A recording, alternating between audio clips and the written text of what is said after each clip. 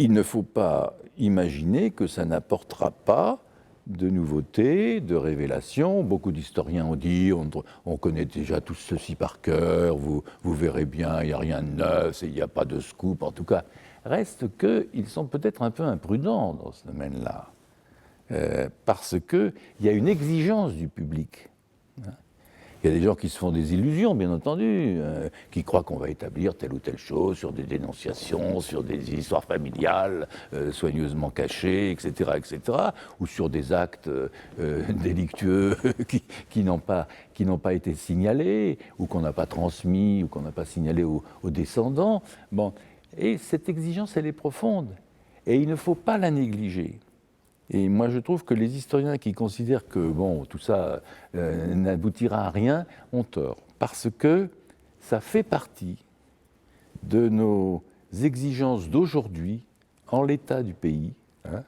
Quel est notre rapport au passé?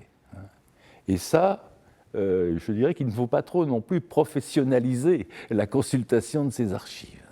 Elles reviennent au peuple français, employons des grands mots, elles reviennent au peuple français, et c'est un droit légitime que chaque citoyen puisse aller y accéder. Alors bien entendu, ça ne se fera pas ainsi. Heureusement, les archivistes, les historiens sont là pour expliquer des règles à peu près de la consultation, des règles du métier, croiser les sources, apprendre à lire cette archive. Mais moi, je suis très heureux qu'une journée comme celle de demain, sur la Deuxième Guerre mondiale, ici à Vichy, soit à l'origine une initiative associative.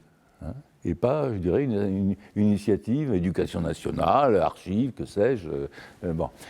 Parce que ça prouve bien que sur cette question d'archives nouvelles, sur 39-45, il y a, je dirais, une demande et une réalité de l'exigence de véracité, enfin, qui est tout à fait importante.